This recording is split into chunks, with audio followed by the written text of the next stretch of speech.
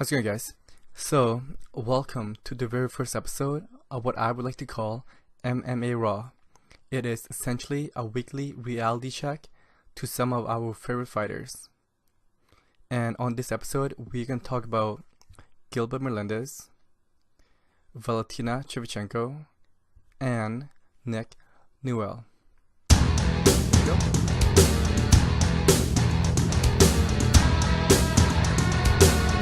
Okay, first off, I would like to talk about Gilbert Melendez and his performance from UFC 215, which is, oh my goodness. Gilbert, I don't know what to tell you, my friend. I mean, you are 1-5 since entering the UFC, and the only fighter that you've beaten was Diego Sanchez on a very close fight. And you know what? I'm sure that you're a great guy, but maybe it's time to call it a career. Because the reality of the situation is, I do not believe that you could compete at this level. You're getting older. You're not as sharp as you used to. You could take a beating, but you're just taking a beating, you know? And these guys at this level, they're so good, and these guys are advancing so fast. And from your last fight versus Jeremy Stevenson, I am extremely surprised that the ref did not stop the fight. However, I am more surprised of your corner that they didn't toss in the towel. I mean, look at your leg, man. It was ridiculous. I mean, oh my goodness. And do you know what the worst part is?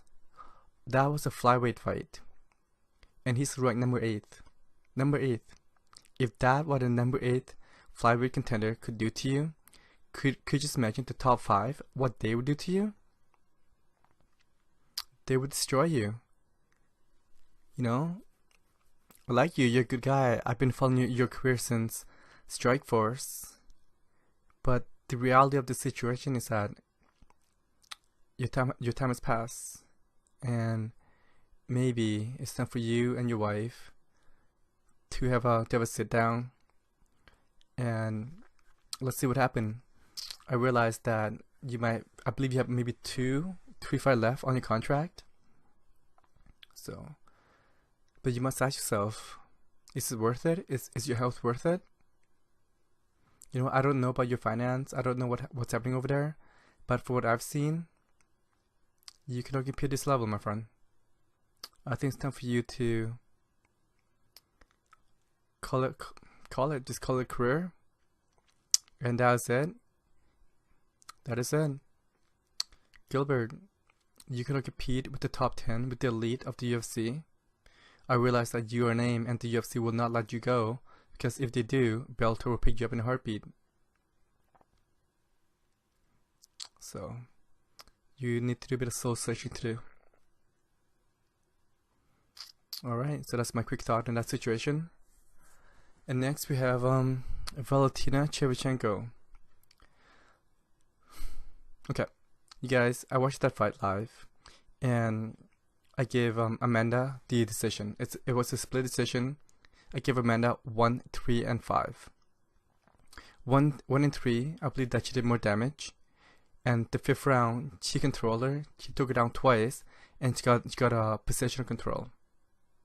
Round 2 and 4, I gave it to Valentina because I believe she did more damage in those 2 rounds. But however, going to the 5th round, I gave it 2 and 2. I believe whoever wins the 5th round will win the fight. And who did that? Amanda did. So that's why I believe that Amanda is the rightful champion. And Valentina, you know what? You should not be upset. You should not be mad. It's just the fact that this is your opportunity. You went out, you played it safe, you played the distance game, and it's essentially like coin toss the whole way. The first four rounds, it was coin toss.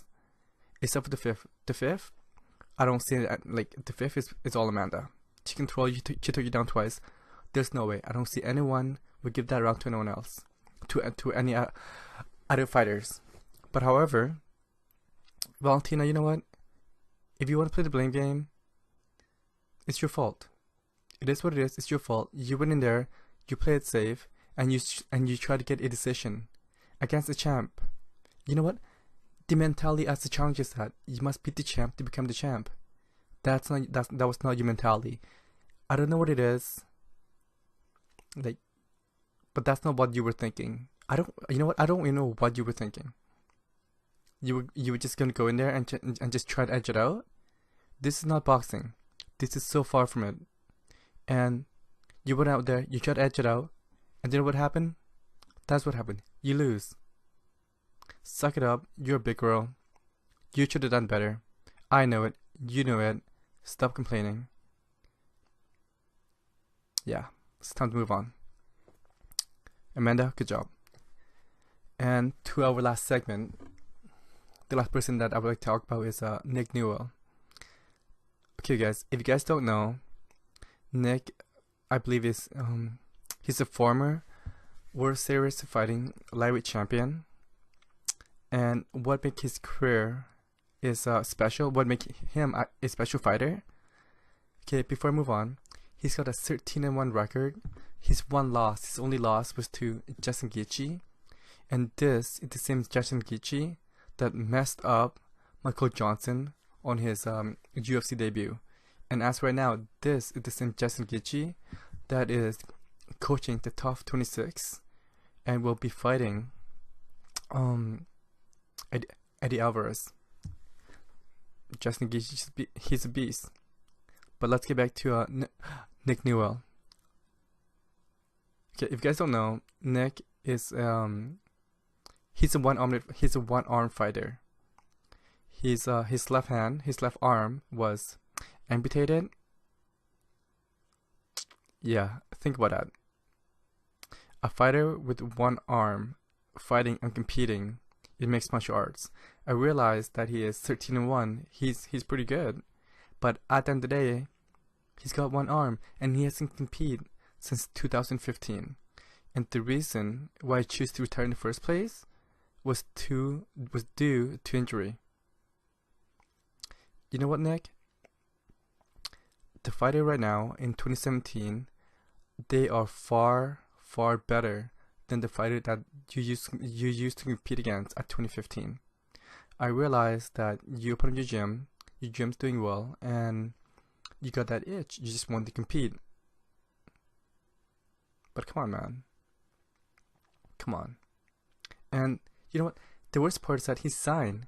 LFA signed this man. So I don't know who's to blame here. I don't think he should be coming back.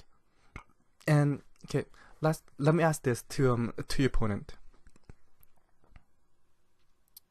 There's it's no win situation. If your opponent beats you, he just beat a one-armed amputee fighter, which have not competed since 2015. And if you lose, he just lost to one-armed man. Who would want to fight against you? And if that person does take the fight, do you think that they would go 100%? I don't think they would. So, Nick, I don't know what to say, man. You said that you don't need the money. You said that your gym's doing well, and you like to compete and then go out and get married. It seems like your life's doing well. Everything's doing well. Like, I don't know why you're competing. If you are competitive, go do something else. Like, I don't know, take up sprinting. What does a one-armed person could do? Rollerblading, take off long distance running. I don't know. But I honestly believe it is a mistake for you to come back. It's just the fact that the game has passed you by. But however, after saying that, I am rooting for you, because to me, this is an underdog story, and I like to cheer for the underdog. Okay, guys, so that is the very first episode of what I would like to call MMA Raw. Uncut, unedited. This is what it is. One shot wonder. And tell me what you think in the comment section below. And if you like it, tell me about it. If you don't, tell me about it. And please comment, rate, and subscribe. Thank you very much. I'll talk to you soon.